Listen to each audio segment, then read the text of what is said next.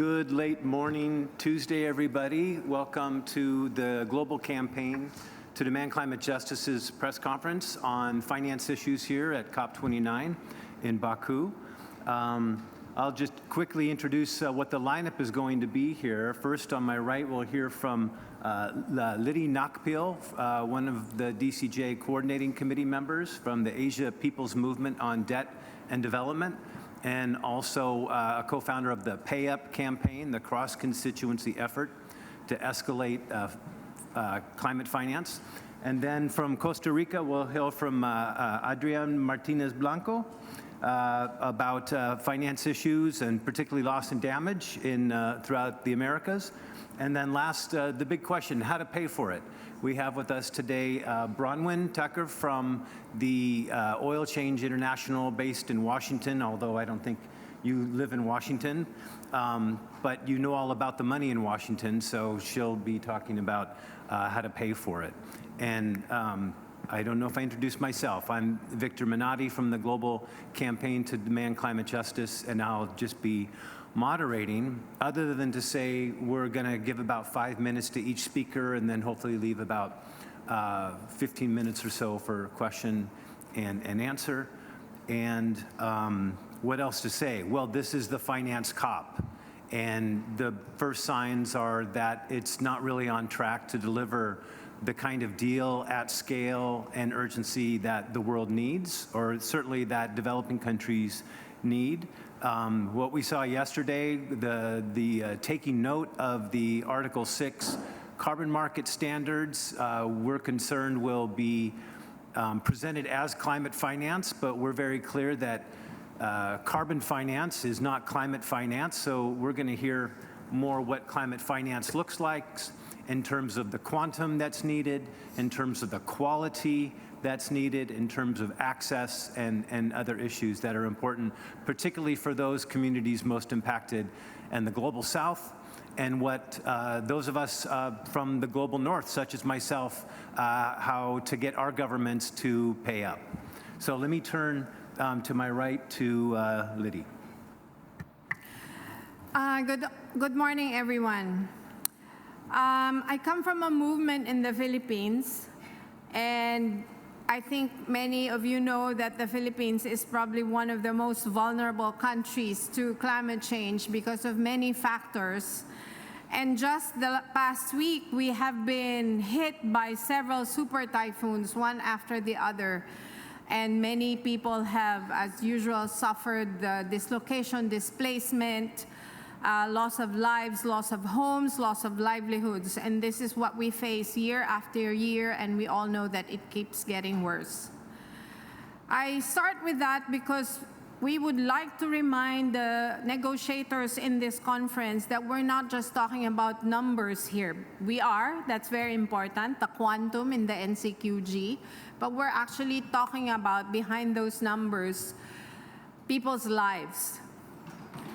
And we have been building up this, I wouldn't say just simply disappointment, but this rage over how negotiations have been going, not just for the last several years, but for the last almost 2 decades on the issue of climate finance, but especially since 2007, when in Bali, climate finance was identified as very, very key to many of the climate actions, because without the delivery of climate finance, we will not be able to deliver on mitigation, on adaptation, and now of late, a very urgent issue, loss and damage, and then the realization that all of this needs to happen in an equitable and just manner. So we're also talking about just transition.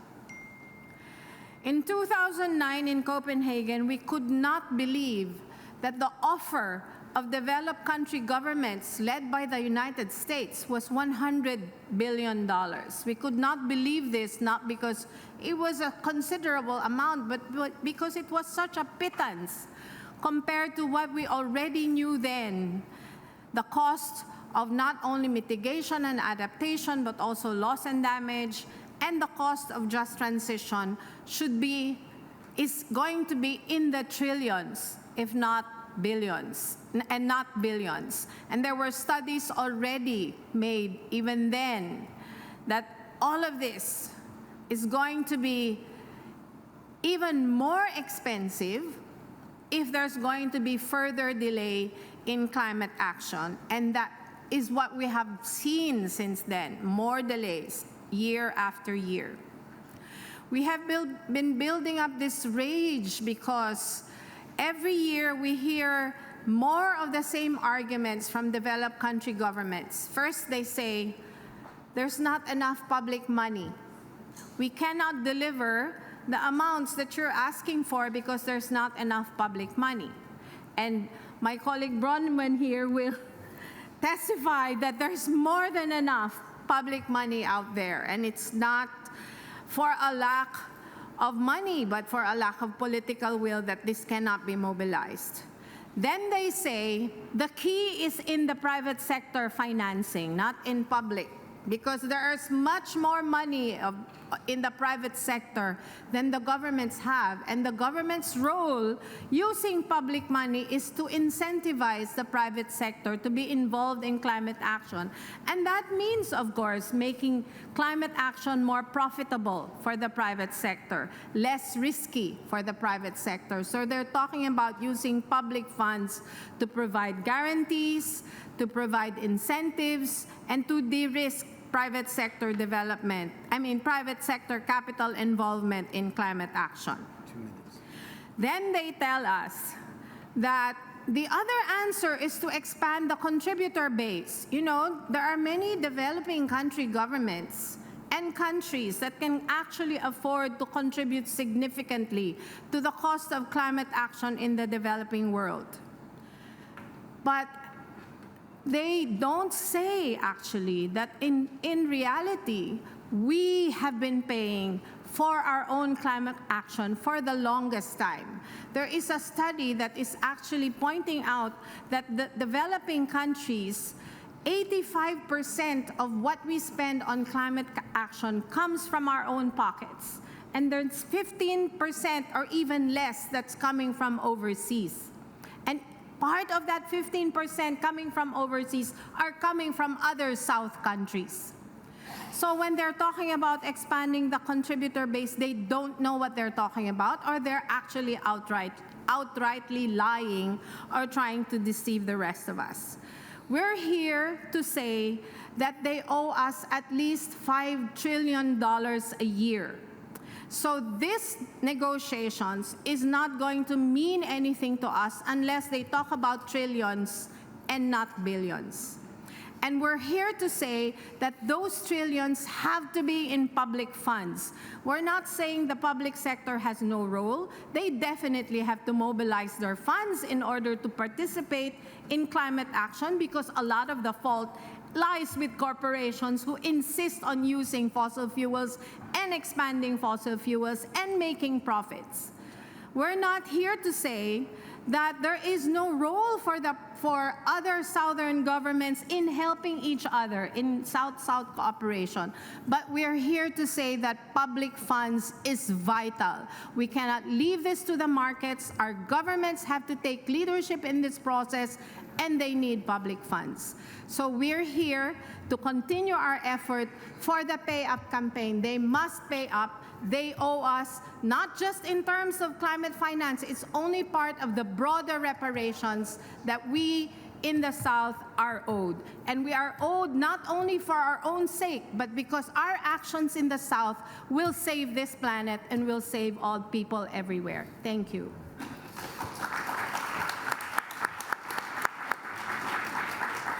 Thank you, Liddy. We'll keep moving to Adrian.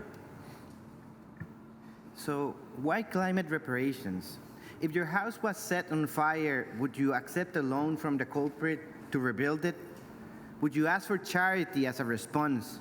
Or wouldn't your demand be justice?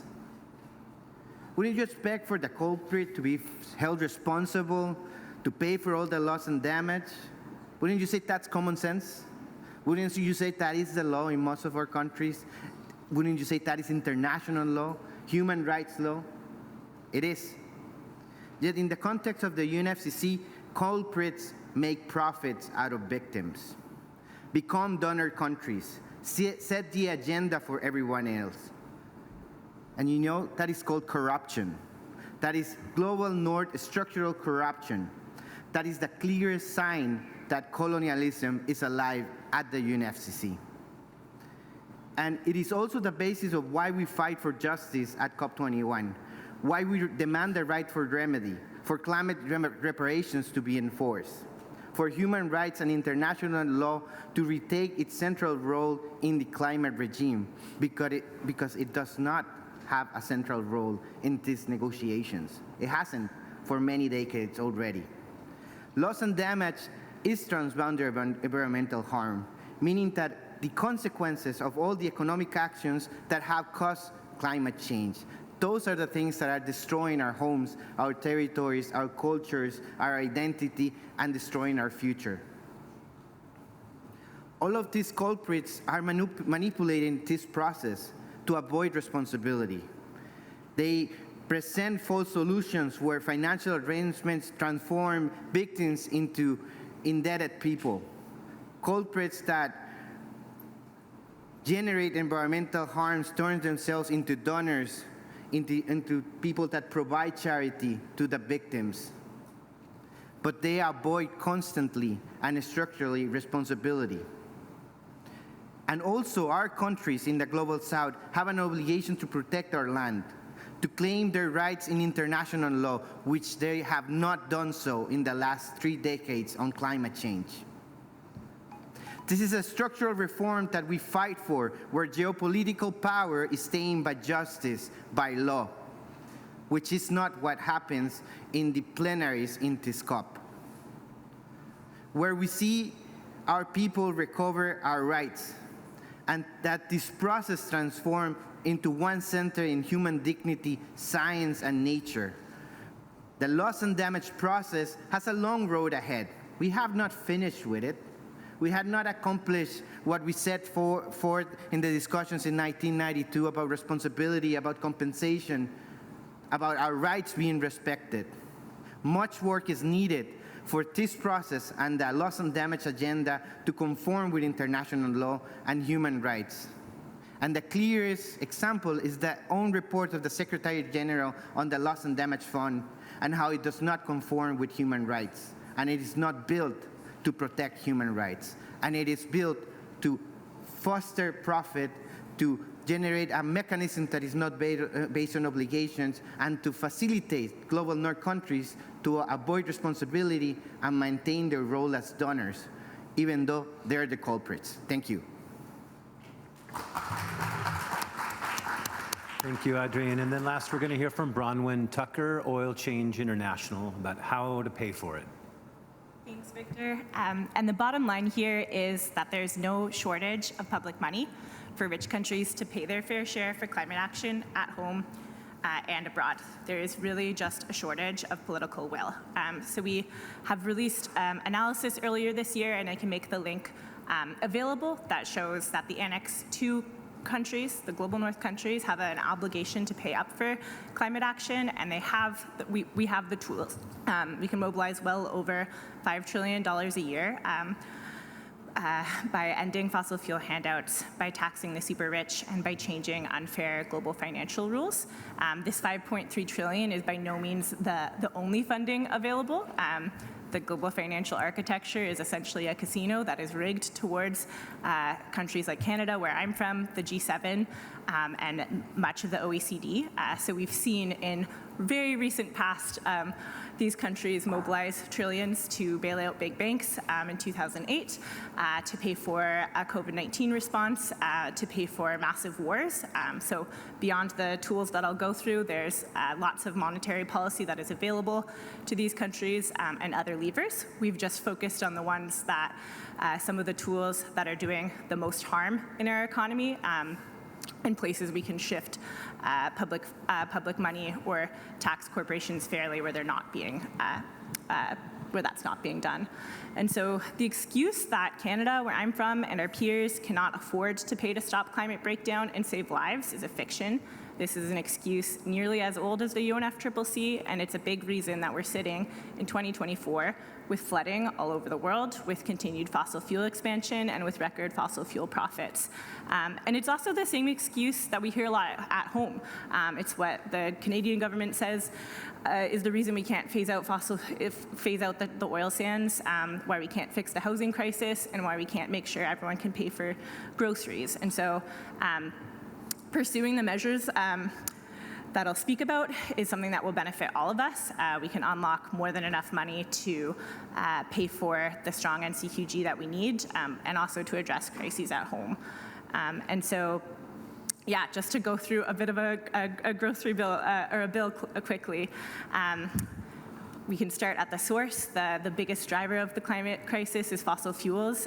If rich countries stop funding fossils and tax extraction, stop paying for massive highway expansions, we can redistribute $615 billion a year. If we tax the rich, crack down on tax havens, and pursue financial transaction taxes, that adds $3.2 trillion a year. Taxing corporations fairly would be $690 billion a year. Defunding the military spending by just 20% is $260 billion a year, and canceling unfair debts and redistributing special drawing rights or new non-US dollar currencies would be $610 billion a year. And so the last thing I'll say is just that there is a lot of momentum behind these proposals. We're seeing a lot of geopolitics shift. We're seeing new alliances of countries increasingly push back against the really unfair global economy that we have. And so these are things that can be done. We saw a new UN tax convention adopted this year that can make strides towards some of the tax haven and tax justice proposals. We saw the Global South countries a few years ago push and win a loss and damage fund. And so there is precedent for global coordination on these issues. And there's also strong political reasons at home and strong movements in Canada and other countries pushing for our governments to pursue these measures. And yeah, I will just end and say, this is not charity, it's a legal and moral obligation. And we absolutely can pay for it.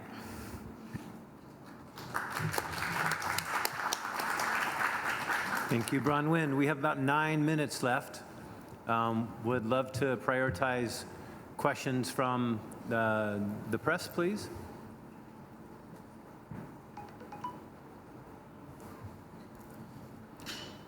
Or any hands, please?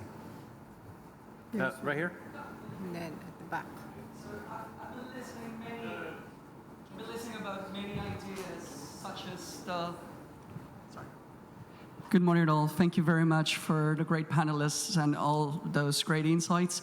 So we've been listening about many possible mechanisms, so how we can get private money and how it's not really a tension between the logic of public financing or private. It could be both. So my question is more about how we allocate as efficiently as possible. And equal rights organization that I represent, we think that a universal basic income could be a great option for allocation directly to communities. So I would love to hear from you what is your idea of not just how to get money for loss and damage, but how to allocate it in the best possible way. Thank you. Who'd like to take that?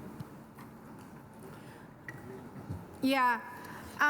If we're talking specifically loss and damage, because climate finance is for a variety of purposes, but if we're talking specifically about loss and damage, one of the most important provision that we have been demanding is the immediate disbursement.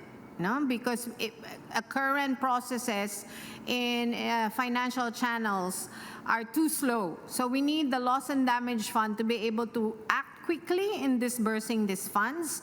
So there should be immediate responses whenever there is an occurrence of a climate-related disaster that requires addressing loss and damage.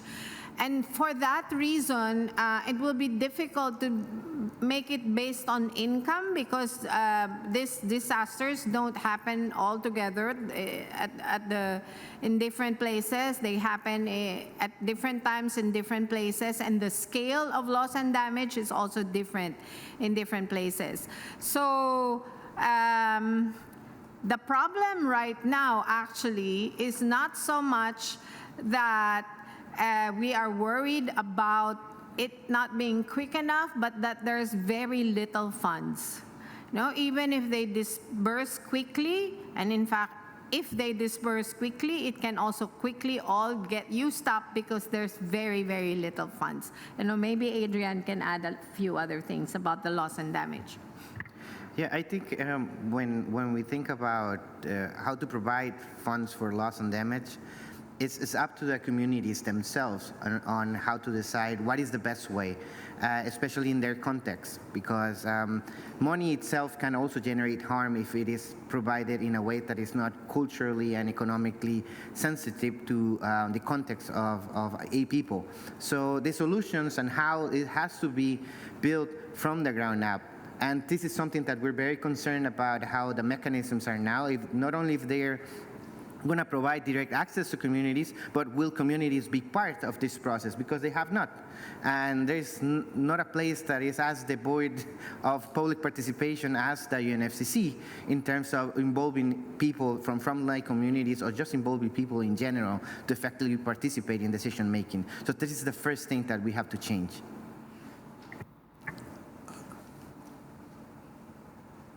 There's a microphone there. We have maybe 5 minutes left, or 4. Okay. Thank you. I'm by the names of Nancy. I'm representing World Association of Girl Guides and Girl Scouts. I'm here for advocating the inclusive of girls on all over the climate solution that you are implying and you plan to have in the future. How are we saying that girls are going to thrive based on climate impacts, and how do you plan to include them in those little funds you have or you plan to have? Thank you.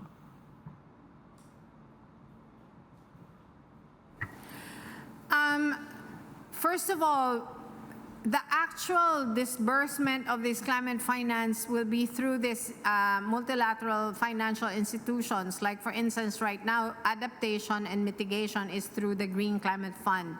Then it goes to governments or implementing entities, which can also be NGOs. So at the global level, we do need to strengthen our campaigning and advocacy so that the policies at the multilateral financial institutions level, like the Green Climate Fund or the Loss and Damage Fund, take into account the differentiated impacts among girls, women, vis-a-vis other parts of the population, but not just. There are different vulnerable constituencies that have different impacts. Secondly, they have to be more empowering of these constituencies so that, as Adrian was saying earlier, they need to be able to participate at the decision making and to give their inputs at the decision making at the global level. We were successful to some extent with the Green Climate Fund because they have a gender and women's policy that we really worked hard for. And we now need to see this also take place at the Loss and Damage Fund. But I also emphasize at the national level, because at the national level is where it also matters even more, because once the money is disbursed at the national level, whether it goes straight to a government agency or an international, sometimes NGO, then it's another matter of making sure that the policies, especially the implementing policies, are gender just and gender sensitive. I'll just add quickly, I think one area where we hear most that private finance can do the lifting is in the energy transition, and I think this has massive gender impacts as well, where if this is, we can see, for example, where loans on unfair terms are being given to provide energy access, that debt is left with primarily with women and We can also see, the lack of energy transition and fossil fuel production where I'm coming has massive gender impacts as well. And if we don't have public funding to have the transition happen in a fair way, that'll continue to also promote gender inequality. Okay, we need to end it there. More questions, conversation outside the door if you care to join us. But thank you, everybody, and we'll see you again tomorrow about this time for the next DCJ Daily Presser. Thank you.